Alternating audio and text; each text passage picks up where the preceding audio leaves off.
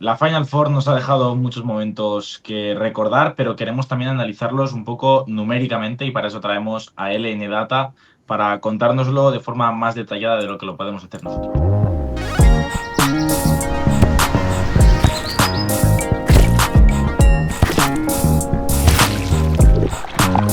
Muy buenas, Kiko. Muy buenas, Luis. Muy buenas, Joan. Vídeo que teníamos pendiente de hace un montón de tiempo. Ya no sabíamos ni cuándo cuadrarlo, ni si previa, ni si post, ni si... Hemos encontrado el momento perfecto, que es no dejar morir, ¿no? Una Final Four que ha sido de un nivel fantástico para recuperar un poco a nivel numérico que nos ha dejado este ascenso de Real Betis en la caja mágica. Sí, ya tocaba. Hablamos hace mucho tiempo de hacerlo de previa, hacerlo en post, hacerlo entre medias. Pero al final, bueno, ha cuadrado así. Al final todavía sigue muy vivo la Final Four, pues por todo lo que ha supuesto de Betis, que encima también nos está ayudando mucho la actualidad de Betis para todavía no dejarlo morir. Y qué mejor momento que ahora que analizar numéricamente, pues esto con un trabajo que hacen los de LN Data, que los podéis seguir en Twitter, por favor, que hacen un trabajo brutal, ya sea ACB, de primera FED, de segunda FED, de todo lo que se tercie. Y bienvenidos, chicos, al canal. Muchas gracias primero por venir y segundo por el trabajo que habéis hecho, que ahora lo vamos a ver y lo vamos a comentar entre los cuatro. Muchas gracias a vosotros, que ya, como habéis dicho, ya nos hemos hecho los remolones. Al principio Sí. era mucho antes de terminar la liga, Sí. después al inicio y bueno, al final, Sí. ahora que también es buen momento. Sí, lo que decíamos, al final Betis está ayudando un poco a mantenerlo vivo todo, ¿no? Así que bueno, qué mejor momento que hacerlo ahora. Contadnos Sí. un poco, si queréis, qué habéis traído, en qué consiste un poco el análisis, para que no conozcan poco de esto, ¿vale? Al final vamos a analizar todo lo que ha sido la Final Four, desde quintetos usados hasta tríos, eficiencias de jugadores, las calidades, que tenéis que explicarlas, porque cuando hemos mencionado esto en el canal muchas veces, ha sido un poco como wow, ¿sabes? Y nada, Bueno, ni siquiera mencionarlo en el canal, ¿no? Al principio sí, nosotros tenemos que decirlo también que no fue fácil. sí, terrible. Sí, me acuerdo del audio de 2 minutos que te envié Cierto, intentando cierto. explicártelo y no sé ni si quedó muy claro. Hoy, Pues vamos para allá, ¿no? Como decíamos, una pequeña introducción al principio, ¿no? A nivel de qué tenemos pensado para hoy, cómo vamos a profundizar en las estadísticas avanzadas y cuáles son un poco las ideas que habéis preparado tanto Luis como Joan para repasar esta Final Four. Bueno, pues lo primero que hemos hecho un poco ha sido una presentación de los equipos, poniendo algunos de los aspectos básicos dentro de la estadística avanzada, de hacer una comparación entre lo que sea temporada regular, mientras la actuación que hicieron en la Final Four, aunque sea una pequeña muestra, para que se pueda ver un poco cómo variaron ese rendimiento de los equipos. Luego pasaríamos a los quintetos, donde en los quintetos más usados en la Final Four, aunque otra vez volvamos a incidir en que es una pequeña muestra, al final es el momento más importante del año y el rendimiento yo creo que se tiene que medir justo ahí porque es el trabajo que se ha hecho todo durante el año y para poder tener una muestra un poco más grande, sobre todo en el aspecto de las posesiones, también hacemos un análisis de los tríos más utilizados dentro de la Final Four y al final hemos escogido a título personal 4 jugadores de los más destacados y para acabar hemos escogido también un quinteto que para nosotros ha sido el quinteto más destacado dentro de lo que ha sido esta Final Four de la primera FEP. Yo lo veo bastante completo, Kiko. sí, total, para adelante, o sea, mejorable. Pues primer equipo, ¿no? El ascendido Real Betis en temporada regular respecto a Final Four. Se puede ver, sobre todo, ¿no?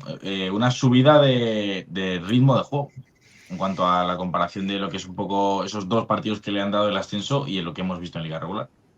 Bueno, pues una de las cosas a destacar dentro de lo que sería esta parte de la Final Four sería el aumento de posiciones del Betis durante la regular, ya que de normal en partidos eliminatorios o en partidos de playoff suele bajar este ritmo.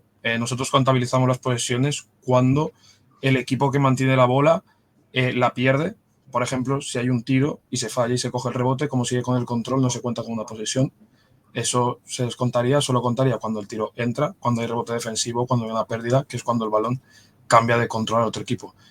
Y dentro de esto parece muy importante el hecho de que se haya subido la eficiencia ofensiva. Es decir, a pesar de haber tenido un mayor ritmo en el partido, se ha conseguido subir la eficacia. También es muy importante el hecho de que solo se ha subido un 2,56% de las pérdidas, a pesar de haber subido el ritmo y de que sea un partido en el que pueden entrar muchos factores psicológicos como los nervios, la presión y que al final te lo estás jugando toda una. También a destacar muy bien al Betis ese 30,65% de rebote ofensivo, que eso es una de las probables causas por las que la eficiencia ofensiva ha subido, lo tengo más que claro, y el ratio de tiro libre que pasó a un 41%. Si yo personalmente tuviera que destacar una actuación individual del Betis, yo creo que nos quedaríamos con la de Hughes contra Estudiantes. Yo creo que fue una exhibición y creo que en parte eso ayudó mucho a que estos números ahora se vean así. Por terminar de aclarar, ¿no? ¿Cómo se saca, para quien no lo tenga claro, pues esos 4 factores clave o 4 factors que están apuntados aquí en la diapositiva, bueno, que decantan un poco la balanza o son importantes a la hora de analizar numéricamente los equipos? El EFG al final lo que hace es como si fuera un porcentaje de tiro, pero ponderando el triple para que valga 1,5 en vez de 1. Al final lo que hace es ponderar el valor del tiro, que en vez de valer 2, vale 3. Entonces se haría como una fórmula normal en que sería los tiros de 2 anotados más los tiros de 3 anotados por 1,5 para ponderarlo de esta manera entre los tiros de campo intentados. Y así podemos sacar una visión más global de lo que han podido ser los tiros en el partido.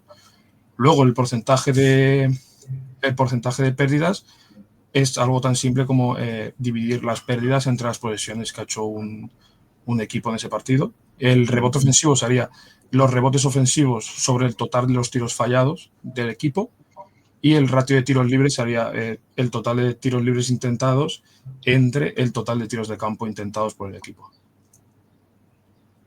41% de tiros libres. Barbaridad. Sí, al final, bueno, siempre hemos hablado mucho. Yo, por ejemplo, cuando en el club donde estoy, nosotros tenemos un apartado en que llamamos puntos techo, que es, por decir de una manera, un poco los puntos que se te pueden salir del guión tan esperado. Y al final son puntos que puedes conseguir en los primeros 8 segundos de la posesión, o los puntos que puedes conseguir tras rebote ofensivo, los puntos que puedes conseguir en el tiro libre. Son esos puntos que en partidos así son un poco los que te pueden dar ese techo más alto de equipo, que no tenerlos te puede condenar a quedarte fuera.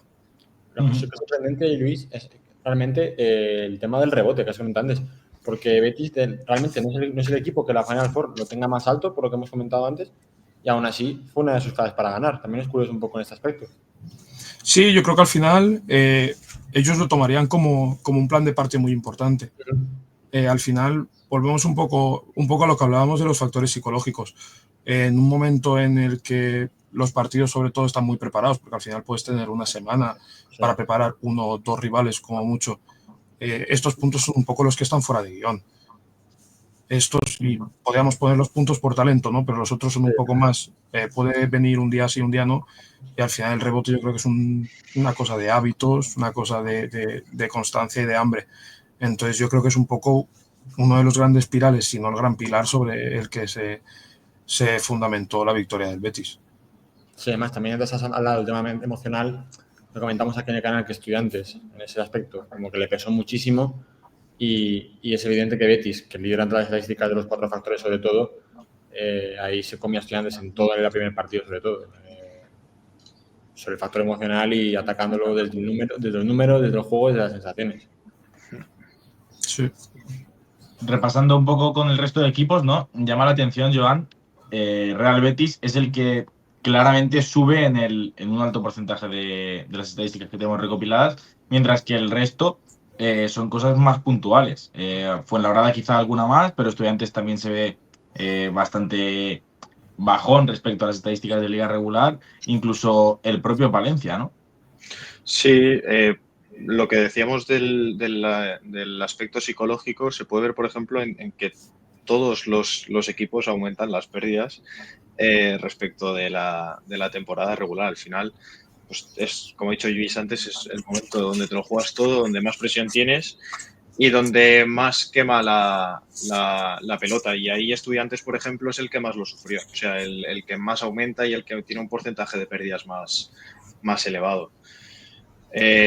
Luego también Estudiantes vemos que la defensa pues no fue su fuerte, recibió muchísimos puntos por parte de Betis.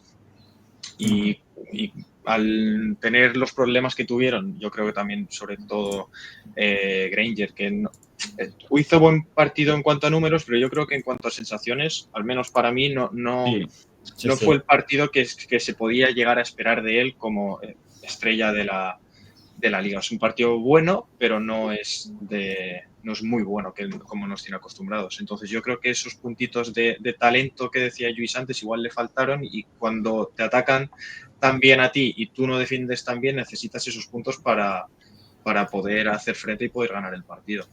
Es que de hecho Estudiantes, si ves la estadística, salvo en posesiones, baja todo respecto a liga regular. Y de hecho, lo que decías de Granger también está un poco influenciado por eso, ¿no? Por lo que absorbe Granger de balón. Al final también, lo que tú decías, no es un mal partido, pero sí que era el peor día para hacerlo, seguramente. Sí. También le bajase mucho el nivel ofensivo del equipo, y ahí lo vemos pues en todo, en el número del número global de todo lo que es la temporada regular. Entonces al final también el factor influye. Y luego en defensa, seguramente fue el equipo menos sólido en el sentido de toda la Final Four, porque Fuenlabrada y Palencia creo que hizo un partido bastante sólido atrás, y Betis pues demostró a lo largo de la serie que tiene nivel defensivo de sobra, y por eso también en parte está en ACB, ¿no? Sí, a favor de Estudiantes también decir que, por ejemplo, decíamos la importancia del rebote ofensivo. Sí. Estudiantes suben muchísimo el rebote ofensivo en este partido respecto de la temporada regular. O sea, llega a subir 10 puntos y medio casi de porcentaje. O sea, es una cifra ya bastante elevada, y de querer ir a por el partido porque sabían lo que se jugaban, que era el ascenso o poder jugar la final para poder ascender, que al final es el objetivo que tiene un club como Estudiantes. Si pudiésemos personificar el rebote, a lo mejor en el rebote, en un jugador, ¿en quién podríamos fijarnos de la Estudiantes? Porque también es verdad que vimos mucha mejora ahí en ese sentido también. Yo creo que, por ejemplo, hablando en general, sin haberme fijado específicamente en esa estadística, al ver una mejora tan grande del rebote, yo creo que hablamos siempre de los aleros.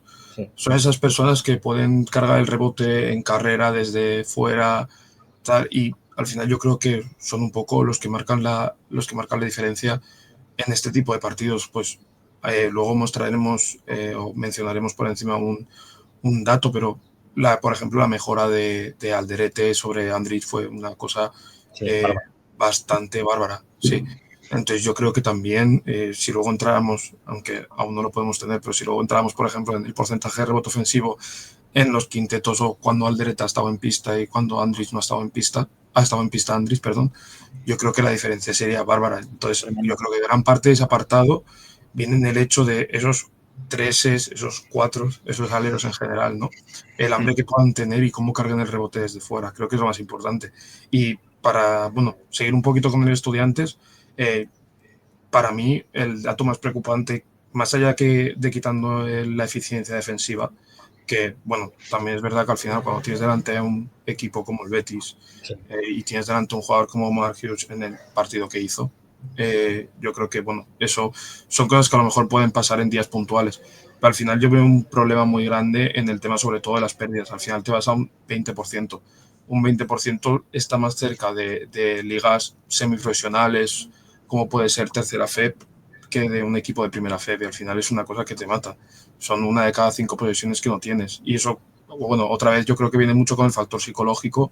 También lo que hablas tú, Kiko, de que es un equipo con mucha presión. Yo creo que también jugar en casa, yo creo que a algunos no les hizo del todo bien, o supongo que a lo mejor tienes unas expectativas muy altas, y también es verdad que cuando tienes un jugador que por talento, que da igual lo que hagas, por talento, una tras otra, y lo mezclas con esa presión, con tal, es como que vas muy a remolque y te puedes acelerar en muchas ocasiones.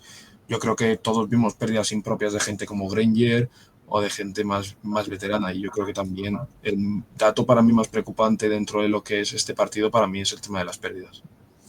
Sí.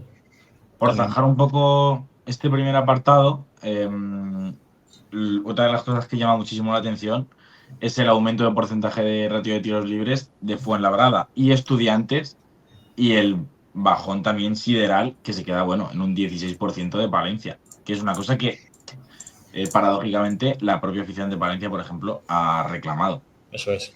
Cuanto más ataques el aro, más facilidad tienes también para que te piten ciertas cosas, o sea, ciertas faltas que igual desde fuera no cuesta más pitar, pero cuando tú estás insistiendo, acercándote al aro, el silbato es, digamos, es mayor, por así decirlo, y en jugadores que te juegan, que son muy capaces de jugar el 1 contra 1 y que te rompen, o bien sabes que son capaces tanto de levantarse de media distancia como de terminar, pues eso, cerca del aro, como de poder tirar tras bote.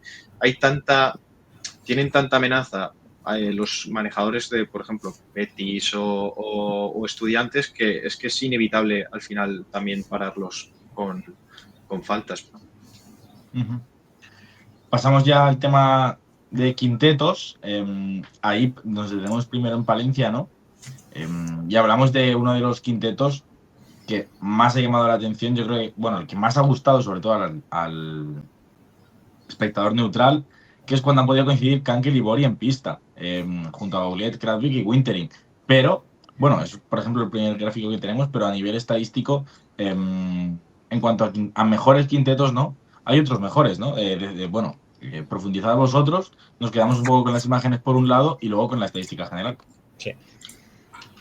Bueno, aquí, antes de empezar con los quintetos, nos gustaría introducir un poco en el apartado de los jugadores. A la derecha del todo tenemos un apartado que pone INR, ¿vale? Eso es la abreviatura de impacto de net rating. Eso significa cómo varía el net rating cuando ese quinteto no está en pista, ¿vale? En este caso, en vez de ponerlo por quintetos directamente, lo hemos puesto por cada jugador individual. Es decir, cuando por ejemplo Juan Pibaulet no está en pista, el net rating del equipo baja un 18,72.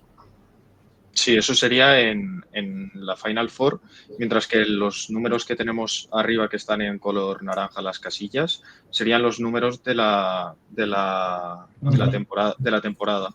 Entonces, pues para ver también qué jugadores mejoran los números respecto a la propia temporada o quiénes empeoran algunos apartados. Lo de Bori es brutal. Sí, es un dato bestial. Bueno, es que lo de, por ejemplo, Wintering es una cosa tremenda. Sí, Bori, Wintering. Sí, es la verdad que son de los datos más altos y de los jugadores más diferenciales de la Final Four en cuanto a los números de tenerlos en el quinteto o no tenerlos. O sea, Sí, cada segundo que pasaba y no estaban ellos en pista, sufría mucho Palencia. Sí. Era una era. Sobre todo aquí es importante porque de Palencia, Jaime, lo que hemos destacado a lo largo de, no la temporada, sino a la final de temporada de la Final Four, de cómo llegaban, era la segunda unidad, lo fuerte que era.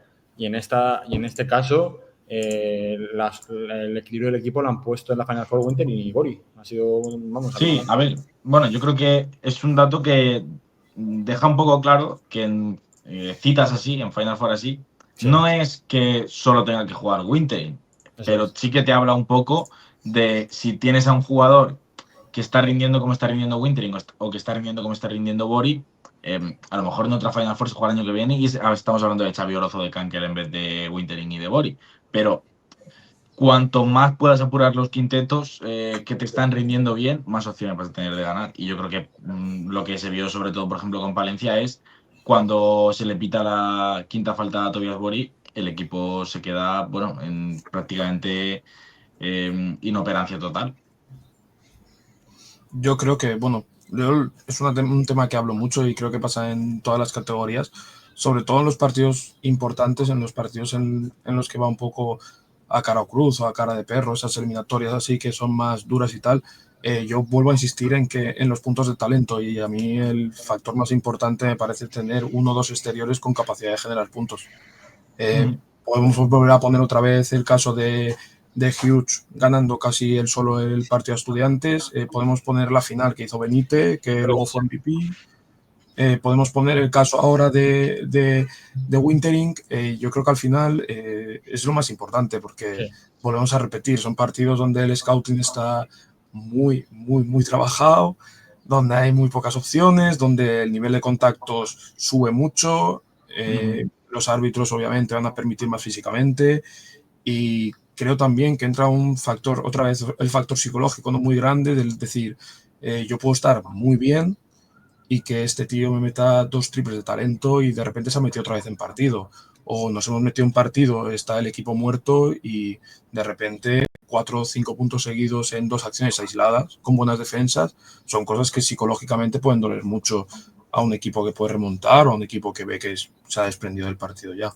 Así, eso que decías justo es con el del scouting, se reflejan jugadores como Kankel, que es un jugador muy de scouting, un jugador al que poner un poco el foco, al que ponerle hombres, y se nota también muchísimo que en la Final Four no tuvo su tarde, obviamente. Al final también los que decías de scouting influyen. Esos jugadores de scouting, los Krutwig, los Baulet, por supuesto, los Kankel, pues liberan un poco la manta y Winterin y Bori, que generan un poco más puntos por sí mismos, pues te marca la diferencia. Ahí creo que Valencia se ve claramente. Sí, es que, por ejemplo, Kunkel, es que creo que hace un 0 de 5 en el partido, Sí. si no recuerdo mal. Entonces, y es un jugador que está metiendo un 43% de 3 y es un partido que pierdes de 2 puntos. O sea, Calla la última, de hecho. Claro, o sea, son esos pequeñitos detalles que es lo que te hace o ganar un partido así o no poder ganarlo. Eso es. Y es pues tener el mal día el día que no puedes tenerlo. Con Granger. Bueno, por seguir repasando un poco los quintetos, ¿con qué os quedáis? Pasamos un poco las diapositivas. Tenemos caso de Estudiantes. Aparece llamativamente, ¿no?, la figura de Alderete, que fue súper importante en la Final Four y sobre todo la recuperación de Galino, que lo hablamos que en las últimas jornadas y en los playoffs se echó muchísimo en falta. En Fuenlabrada podemos ver, ¿no?, que podemos achacar un poco, ¿no?, la falta la ausencia de Travis Mannings en algunos quintetos, porque Maturionis, pues haciendo un buen papel, sí que es verdad que también tuvo tramos en los que sufrió. Y en el caso de Betis, pues es que yo creo que llama la atención un poco que les salió casi todo bien, porque es que los jugadores que bajan, Alex Suárez y De Bishop, bajan mínimamente en comparación con otros, mientras que los Hughes, sobre todo Renfro, Rubén López de la Torre, etcétera, ayudan muchísimo al equipo a ir hacia arriba en esta Final Four respecto a la liga regular y a los últimos partidos. Sí, encima es una cosa muy curiosa de este quinteto de Betis, y es que durante la temporada regular no lo juegan. Sí. O sea, no lo juegan es que se ve a Rubén López de la Torre de alero, sobre todo a partir de los playoffs. Sí, tal cual. Claro, o sea, la diferencia que hay en liga regular es que juegan los mismos 4 y cambian efectivamente a Rubén López de la Torre por Benítez. Desde fue importantísimo un playoff, le meten en dinámica para sacar el tipo partido.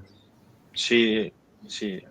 La verdad que les da muy buen rendimiento este quinteto porque incluso mejoran, aunque la muestra es más pequeña porque son 27 posesiones en la Final Four respecto a las 100 que tienen en liga regular con Benítez, pero al final el net rating que tienen es mayor, o sea, atacan un poquito peor, pero defienden mejor y al final el resultado es positivo para ellos y es uno de los claros motivos por lo que funcionó también un quinteto que es bastante grande. Claro, sobre todo con... El cambio que te da Benítez de la Torre es que pierde los puntos, pero ganas equilibrio, porque Benítez defensivamente no es... no, y además te da Benítez en el banquillo. Eso es, que te salva papeletas del banquillo en la final y con Rubén López de la Torre equilibras. Creo que le lleva muy bien el partido de Betis con el quinteto. Es súper llamativo esto que cuenta Iván, la verdad. Sí, y también como curiosidad respecto, muy rapidita, con Estudiantes, la diferencia que hay entre Alderete y Andrich en el partido es bestial. O sea, es un quinteto, lo mismo que con Benítez y con De la Torre, es con Alderete y con Andrich. Los otros 4, Joaquín, Granger, Pato Garino y Kravitz, y es que pasas de tener un 83 en net rating a tener un menos 130 en tan solo 2 posiciones de diferencia. O sea, es un cambio abismal de cómo se compenetran o del estado en el que llegan ciertos jugadores en esos momentos. Y claro, ese momento de tener a ese jugador en pista y ves que no es, o sea, que con unos te había ido bien y con otros el mismo quinteto no funciona y te toca buscar soluciones de una forma muy rápida y es muy difícil.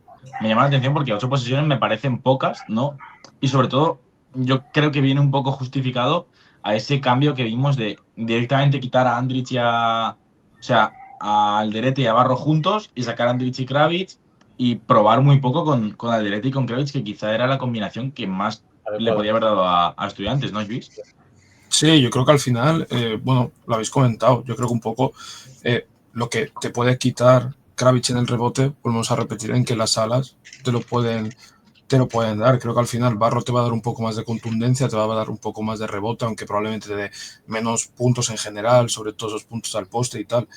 Pero yo creo que sí que deberían haber apostado mucho por ese Alderete Kravitz para poder dar un poco de equilibrio. Al final yo creo que el Betis, si nos vamos un poco a la confección de este quinteto que estábamos hablando, creo que va un poco a lo que se asemeja un poco ahora el básquet moderno, ¿no? Dos muy buenos manejadores, dos alas con tamaño que te puedan abrir el campo y un pivot que te pueda jugar el bloque directo y te pueda generar algún punto por sí mismo y tal, por talento, ¿no? Entonces yo creo que ahí Betis lo leyó muy bien, porque al final lo que hablaba Kiko es un quinteto que te da mucho equilibrio. Al final tienes dos manejadores de bola excelsos, porque al final Alex Renfro y Hughes, yo creo que para la categoría son manejadores excelsos. Tienes dos jugadores, dos alas con mucho tamaño que te van a poder ayudar en el rebote defensivo, ofensivo, defensivamente te van a poder correr la pista y te van a poder abrir el campo, y luego tienes un pivot que defensivamente está bien y que puede generarse tanto puntos desde el bloque directo como puntos por sí mismo. Entonces yo creo que la lectura por parte del Betis con este quinteto fue una lectura de 10, y sobre todo también lo que comentabais, luego tienes un cañonero como Benítez y un tío muy veterano y con muchos partidos, por si el partido empieza mal o lo que sea, que lo puedes sacar y es completamente solvente en este tipo de partidos. Es curioso en ese sentido porque Estudiantes, realmente por perfiles, no dista tanto, porque tiene manejadores con Jason Greiner y Joaquín Rodríguez, las alas cubiertas en equilibrio con Garino, que te da mucho rebote, con un Alderete que encima abrió muy bien el campo en situaciones concretas del partido y también sale con rebote, y luego un Kravitz que, bueno, tiene puntos en el poste y puntos por dentro, y luego con Barro lo puedes complementar para sujetar el partido desde atrás y darle un poco más de tono físico. Al final también se ve que un Estudiantes, que en ese sentido, por perfiles, también iba más o menos con esa idea, le pasa en ese cuerpo a cuerpo, le gana a Betis, que es al final que encuentra un poco mejor la fórmula. Bueno, es que quizá, bueno, viéndolo un poco, corregidme si me equivoco, donde principalmente le gana a Betis es en el uso del quinteto. O sea, es que lo juegan 4 veces más. Sí. Entonces, ahí claro, fue el partido. Y eso que Hughes estuvo mucho tiempo fuera, que lo comentamos en la semifinal, que había momentos del partido que el partido llamaba Hughes y no estaba en vista, Jaime, que lo comentamos. Eso es, y ahí es donde aprovechaba Estudiantes para rematar un poco la tarea. Bueno, me parece una forma interesante de hilar ambas cosas, porque bueno, los quintetos, algunos se juegan pocas posesiones, ¿no? 8 posesiones, hemos visto el de Estudiantes, 9 el de Palencia, y si nos vamos un poco al formato tríos por equipo, que también han preparado Joan y Luis, es un volumen mucho mayor de jugadores que coinciden en pista. Hablamos de Radonjic, Benítez, Hughes, Radonjic y Renfro Hughes, perdón, en Betis, por ejemplo, 53 posesiones, 49 de Westerman Jorgensen en Gojbo en Fuenlabrada, 28, que sí que son bastantes menos, de Granger, Garino y Kravitz, que llama bastante la atención otra vez en Estudiantes, y 35 el Bori, Baulet y Cam Kruzvik en Palencia, que yo creo que también está un poco más justificado por los problemas de faltas que tuvo el equipo palentino. Pero ¿qué nos podéis decir de esto? Porque yo creo que llama más la atención, ¿no? Es en plan, bueno, por explicarlo de otra forma, 3 jugadores que te dan mucho y luego ir complementándolos con otros que son más rotacionales. Sí, por ejemplo, Estudiantes, lo que más juega, o sea, la pareja de Granger con el Pato Garino, aquí, o sea, vemos también la diferencia, volvemos, entre Andrich y Kravitz. O sea, con Andrich es la que más juega, porque la juega 28 posesiones, pero, por ejemplo, el net rating es negativo de menos 14, mientras que cuando cambias y es Kravitz, claro, ya te suma a un 16,56 positivo. O sea, la diferencia es es muy notable en cómo se pueden rodear ciertos jugadores que complementen y que le den solidez y un mejor rendimiento al equipo. Uh-huh. Bueno, por seguir un poco, hablamos del tema estudiantes que se llama mucho la atención cuando mueve los quintetos, pero por volver un poco a Betis también, llama la atención que un nombre que no había aparecido en los quintetos y que yo creo que ha pasado un poco por debajo del radar en general en la Final Four es el de Dino Radonjic, Sí. jugador que también ha sido capital y que, como digo, al juntarse con Renfro o con Benite, ha sido muy útil incluso en los bloqueos directos. Ha recibido un montón de balones, ha estado bien en defensa, ha cargado el rebote, ha terminado siendo un jugador interesante. Sí, yo creo que... ¿Vas tú? No, es. Yo creo que también, pues un poco, volvemos un poco a lo de antes, ¿no? Al final tienes dos manejadores excelsos y una persona que puede dotarse sobre ellos. Al final, Dino Radonjic, jugando sin bola, todo lo que tiene que ver con no jugar con la bola, es un muy buen jugador. Por algo ha estado en los equipos que ha estado y, bueno, por algo también viene de donde viene. Entonces también creo que una de las partes muy importantes de estos quintetos con dos manejadores, etc., es todos los espacios que te van a dar para los demás en cuanto a tiros a pies parados para un Dino Radonjic, que es un buen tiro para él, pues todas las veces que la defensa tenga que ir agresivos contra ellos para poder generar esas ventajas para otros, ¿no? Entonces yo creo que otra vez podemos hablar de una muy buena lectura del Betis con el trío, porque al final 53 posesiones, utilizado de media en los dos partidos 26,5 posesiones por partido, que es un uso bastante grande. Al final, si se han ido un poco menos de 80 posesiones, estamos hablando con un 25% de la Final Four compartieron pista o un poco más. Y al final es un net rating de 28, que está bastante por encima de la media de lo que tuvo el Betis, y muy bien ofensivamente, porque al final está en un 128,5 de eficiencia ofensiva conforme a los 113 que estaba en temporada regular, y que defensivamente para los rivales que se tratan, que en este caso estamos hablando de los mejores rivales de la liga, no sube tanto como podríamos esperar la eficiencia defensiva, porque al final pasa de un 92 a un 100. Es decir, el trabajo en ambas partes de la pista de este trío, la verdad que fue excelso. Me llama muchísimo la atención, es que claro, bueno, nosotros estamos poniendo algunas diapositivas y comentando algunos datos concretos, pero si profundizamos en la base de datos que nos habéis pasado, es que, por ejemplo, en Estudiantes, casi todos los rating negativos que tiene son con Andrich en pista, salvo un trío en el que incluye Devin Smith. Es un jugador que lastró muchísimo en el partido a Estudiantes, mientras que otros equipos como Fuenlabrada, por ejemplo, es que el net rating lo tienen positivo en prácticamente todos los casos, menos cosas muy concretas. Es que hay mucha diferencia en el aprovechamiento de plantilla, podemos decir, o en los jugadores preparados para salir y rendir a efecto inmediato.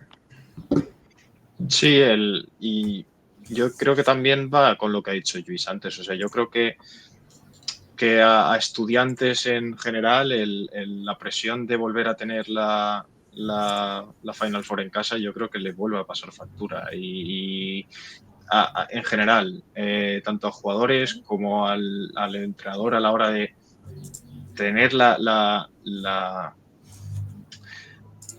determinación de poder cambiar a ciertos jugadores que es que son, pues lo que decíamos, si Granger no está bien, igual te toca quitarlo, pero es que dices, es que estoy en casa, me lo estoy jugando todo, o sea, no me puedo permitir quitarlo. Entonces yo creo que esa presión añadida que tenía todo, o sea, cada uno de los integrantes de la plantilla de estudiantes, yo creo que les volvió a pasar factura.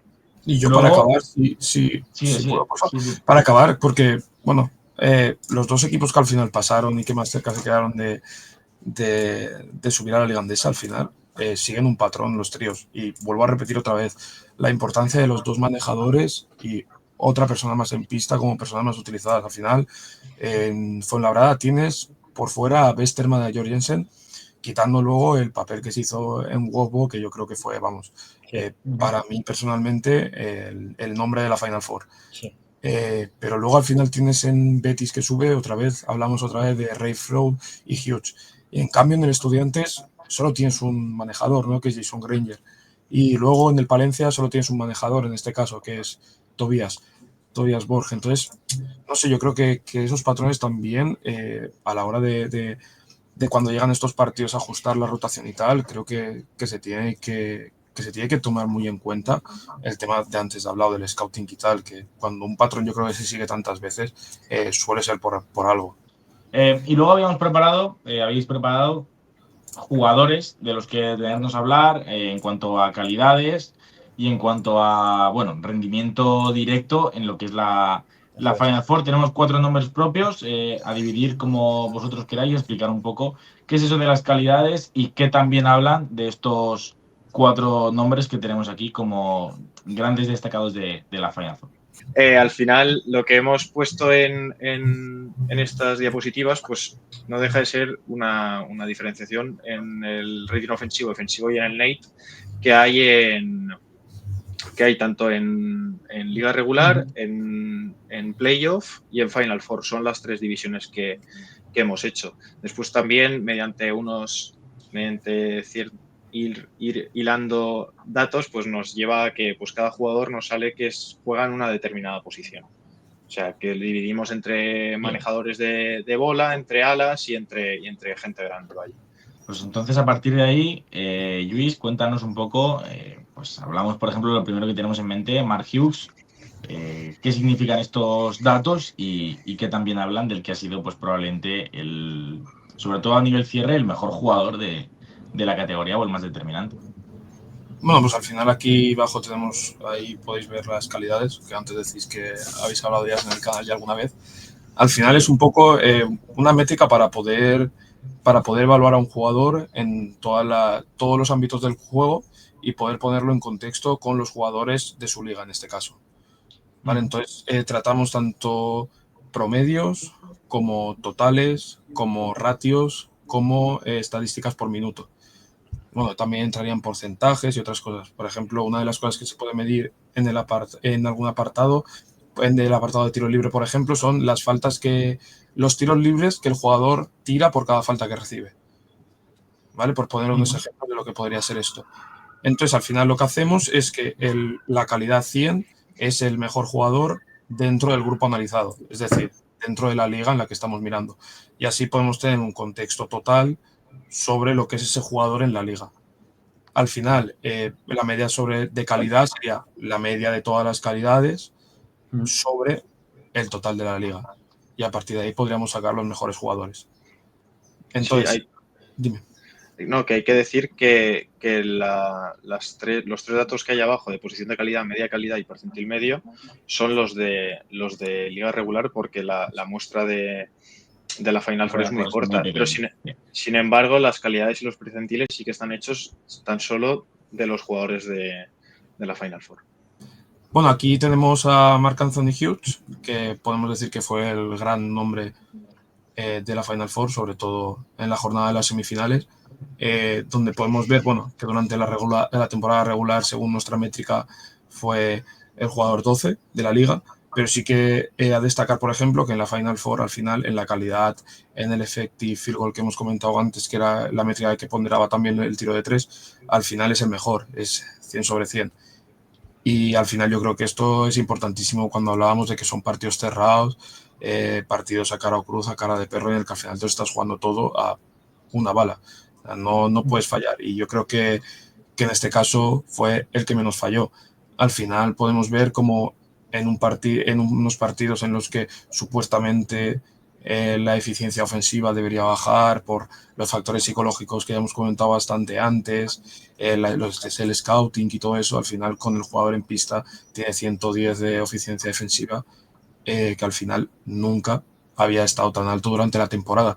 Y yo creo que eso es algo muy meritorio para el jugador, muy meritorio para todo el staff, porque seguro que han preparado cosas específicas para que pudiera encontrar sus mejores opciones. Y al final volvemos a repetir que es una de las grandes claves de la victoria del Betis. A mí lo que me llama la atención del tema de Mark Hughes es que lo que has comentado, que por ejemplo, en la final no estuvo tan bien como en la semifinal, y aún así en los momentos calientes de partido fue totalmente decisivo. Y no solo en eso, sino que además fue el mejor jugador de los playoffs y acaba siendo el mejor jugador de la Final Four, aunque bueno, el MVP fue Benítez, el mejor jugador de la Final Four junto a Ngogo de largo, ¿no? Al final, pues lo demuestra la estadística, desde las calidades a los percentiles, y que no solo son sensaciones, sino que es realidad numérica. O sea, que es una barbaridad lo de Marciuc. Sí, yo creo que quedarnos sobre todo con ese 45,45 de tiro de 3, Tremendo. con las opciones que se jugó, que al final fueron opciones de trasbote en unos contra unos, lo que dices, en momentos muy calientes de partido, y al final fue, aparte de una persona muy eficiente, fue una persona que, vamos, fue capital. Al final, en todos los momentos en los que estuvo que estar, fue la persona que estuvo. Sí. Seguimos un poco con otros nombres, podemos pasar a, bueno, por alternar, o bueno, hablamos primero de Betis, hablamos de Víctor Benítez, MVP de la Final Four, bueno, un jugador que fue al contrario que Hughes en parte, el primer partido no estuvo tan decisivo, no fue tan determinante, en el segundo es que lo metía todo, metió bombas a tablero, metió 6 triples y demostró pues que es un jugador que aun con su veteranía, cuando consigue estar entonado es determinante, sin necesidad tampoco de tener el volumen de balón que tiene Hughes. Sí, y como yo aquí quería hablar de lo que has dicho tú antes, de la diferencia en el quinteto de cuando estaba Benítez y cuando no. O sea, podemos ver que el net rating de cuando Benítez está en pista es negativo, tanto en Sí. la Final Four como en los playoffs. Entonces, la buena gestión por parte de Betis, de poder rodearle y de poder darle el contexto adecuado para que él en la final pues desplegara todo el arsenal que tiene, yo creo que también es muy meritorio y uno de los grandes motivos por los cuales lograron el ascenso. Bueno, en cuanto a números, igual, es que el EFG son números altísimos y bueno, es que es un jugador, como decimos, que me da la sensación de que hace muchas más cosas de las que parece, yo creo. Tengo otro por apuntar, ¿no? Lo de las calidades, ahora ya nos ha quedado claro. El percentil medio que se saca de liga regular, qué nos ofrece? Luis. Bueno, al final dice un poco dónde está el jugador dentro del conjunto de datos, ¿no? Si, por ejemplo, hay 100 jugadores y tú eres el jugador top 10, estás en un percentil 90. Entonces, esto estaría diciendo que dentro de lo que serían todos los percentiles, para no coger las calidades, porque, por ejemplo, vamos a poner un caso que puede pasar, ¿no? Como estamos comparando sobre el mejor jugador, al final, por ejemplo, el ratio de tapones puede ser muy elevado, porque tú puedes ser un pivot muy grande, recibir un tapón durante el año y haber hecho 20. No, al final tienes como muchísima puntuación dentro de lo que es ese apartado. En cambio, un jugador que sea un base, que sea un 2, que incluso que sea un 3, pues a lo mejor tiene poquísimo. Entonces, si solo cogiéramos la calidad, a lo mejor este podría tener un 1 sobre el otro, porque siempre estamos comparando sobre el mejor. Entonces, con el percentil, pues podemos ver que van a haber muchos así y entonces le va a subir el percentil. Entonces, podríamos decir que una manera más fiable de ver dónde está el jugador sí que sería el percentil, por eso sí que lo ponemos allí. Pasamos a los jugadores de Fuenlabrada. Hablabas antes, Luis, también, ¿no? De Lothar Ngogbo, el principal nombre propio para ti. Y a nivel estadístico, pues también números en calidad de la liga regular, ¿no? Si no me equivoco. Y unos números también en Final Four de ser un jugador completamente determinante. Sí, al final, bueno, 95,83 de percentil de tiro, 100% 100 de tiro libre, 97 de rebote y 97 de robo. O sea, yo creo que al final esto habla por sí solo. Bueno, y al final también ha sido un jugador totalmente determinante durante la liga, pero yo creo que en esta Final Four ha dado un paso adelante muy grande. Al final, 22 puntos, rebotes, casi un 70% de tiros de campo, es algo muy notable. Y también, al final, volvemos un poco a que ha subido la eficiencia ofensiva a 113, lo cual es un muy buen registro y ha sido una ancla defensiva muy grande para el Fuenlabrada, porque al final, cada vez que estaba él en pista, el otro equipo metía 0,9 puntos por posesión, que es muy poco. Es muy poco y más, volvemos a repetir un poco, contra equipos los que estás jugando, porque al final un poco los promedios yo creo que durante la temporada regular yo creo que pueden ser un poco engañosos, porque al final puedes jugar contra equipos más de la parte de abajo, que pueden tener unas deficiencias ofensivas, defensivas, que en los cuales puedes sacar mucha ventaja, ¿no? Pero al final cuando juegas contra un poco los mejores y tal, al final estos números pueden variar y cuando un jugador como él aumenta sus números en pista y aumenta su eficiencia, cuando juega contra los mejores, creo que habla un poco de la talla de jugador de la que estamos hablando. Ujú. Cerramos con Paul Jorgensen, otro jugador que, aun estando tocado, apareció al final del partido en las semifinales y fue el amo y señor del ataque de Fuenlabrada en la final. Y bueno, principal artífice para conseguir que el equipo de Tony Ten no se fuera en el marcador. Sí, vemos que comparte tanto el dato como el percentil, o sea, son él y Hughes los mejores anotando de toda la Final Four y al mismo nivel. O sea, si hablábamos del partido que hace Hughes contra Estudiantes, que es que gana él solo, es que Jorgensen es que hace un partidazo a la altura del primero en la final. O sea, son lo que decíamos antes, ellos sí que estuvieron, Benítez, Jorgensen, estuvieron cuando tenían que estar. Y es muy meritorio y una gran muestra de talento y no todo el mundo sabe jugar este tipo de partidos. Además, también compartió muy, muy bien la bola, porque podemos ver que es mejor que el 90% de los jugadores asistiendo. O sea, que no fue capaz tanto de anotar como de cuando no podía o cuando debía de poder soltar el balón y que anotaran sus compañeros.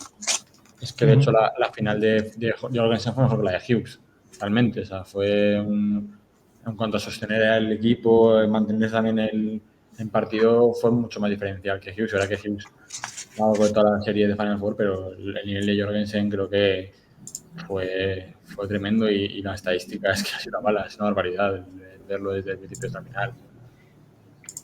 Y yo creo que hay un Sí, aspecto muy a destacar de lo que comentábamos antes, por ejemplo, de el mal partido de Granger que tuvo. Yo creo que tampoco fue el mejor partido de Joaquín Rodríguez cuando todos podíamos esperar que si ellos dos estaban bien, esto tenía muchas más opciones. Yo creo que es muy de valorar el paso adelante que dio Víctor Benítez, porque al final aquí en la diapositiva hemos visto que era el jugador 62 en la liga durante la temporada regular y al final en la Final Four pega un paso adelante importantísimo, así como otras personas, otros jugadores han tirado un poco para atrás el rendimiento y les ha podido la presión, no han tenido malos partidos esos días. Al final, Víctor ha sido un veterano, pues eso, con muchas guerras y que ha sabido llevar el partido perfectamente a lo que le ha querido. Y al final creo que también eso es gran parte de lo que ha sido el Betis, es ese paso adelante de un jugador veterano como él. Pues esto nos viene bien, ¿no? Hablando un poco de jugadores y de nombres propios destacados en la Final Four, para cerrar un poco haciendo nuestro quinteto. Nos habéis pedido, Lluís, Joan, primero comentar nosotros cuál hubiera sido nuestro quinteto ideal de la Final Four por sensaciones y por lo que vivimos, y luego compararlo con cuál sería el ideal estadísticamente hablando. Quizá el puesto más complicado es el de base, porque genera ciertas dudas. Si pudiéramos hacer la trampa, pues probablemente meteríamos a Jorgensen, Hughes y Benítez todos juntos, ¿no? Si eso no se permite, yo me terminaría quedando con Leo Westermann. Sí, es buen nombre. Sí. Y luego, cerrando por dentro, estaría claro, al final, el nombre de Lothar Ngogbo. Y tendríamos también un poco la duda si Tanner McGrew, que yo creo es un jugador que hablamos que está un poco infravalorado, que fue muy importante para Fuenlabrada. Si el propio Dino Radonjic, que también estuvo muy bien. Alderete, no sé con qué nombre te quedarías tú acompañando a Ngogbo y bueno, por repasar un poco el quinteto. Yo, de cambios, igual por meter un poco jugadores de toda la serie, metería en el base a Wintering, pero por meter a nombres de toda la serie de la Final Four, Hughes y Jorgensen indiscutibles. Y por dentro, claro, Radon sí me lo pone muy difícil quitarle, la verdad. No, creo que sea complicado. Pero venga, por meter a otro jugador que también me estuvo en la Final Four, me voy a meter a Héctor Alderete, que me pareció diferencial. Así metemos un cubo también y jugamos un poco a esto. Y me pareció diferencial también en el partido, aunque le caíse Cruz a Estudiantes. Pero es que nos podemos quedar con dos quintetos fácilmente de la Final Four. O sea, creo que al final podríamos sacar aquí dos quintetos, tres, cuatro. Y bueno, ese sería el mío. Creo que las salas son indiscutibles. Sí. Yo, la verdad que sí que antes de ver el resultado, yo sí que creía que iba a salir Alderete. O sea, por encima de Radonjic. Porque es que a mí me parece que el partido que hace es muy bueno. Sí. Es de un nivel elevadísimo. O sea, daba la sensación de que lo que hacía, lo hacía bien. O sea, un jugador que es capaz de coger 4 rebotes ofensivos, me parece que es capital, pero la verdad que sí que aparece por encima de él Radonjic. Y como hemos dicho, pues a través de las posiciones que nosotros sacamos y del orden de las calidades de esta Final Four, pues tenemos este quinteto que sí que nos muestra a Renfro de base, a Hughes, a Jorgensen, que es que me parece que lo que decía Luis, o sea, el Jorgensen lo hace en la final un partido, el Hughes lo hace en la semifinal, o sea, partidos de nivel elevadísimo que les hacen tener todo el mérito de poder estar aquí. Y luego por dentro, pues en Google me parece que es obligatorio y luego juntarlo con Radonjic. Me parece muy llamativo el INR que comentáis como estadística. Creo que al final, pues eso, Hughes, Jorgensen, Ngojbo, Renfro, que llama mucho la atención, pero es que luego lo hablábamos allí con la gente, Alvarado nos lo comentó, Sí. no sé quién más lo comentó, otra persona más lo comentó, hablaban muy bien de cómo hayan llevado el Jordá. ritmo de partido, Jordá, los bases en general. Y ahí se ve Renfro, jugador súper determinante con menos estadísticas. Y súper importante, sobre todo, pues consiguiendo que su equipo sea efectivo y que gane sus parciales. Sí, la verdad que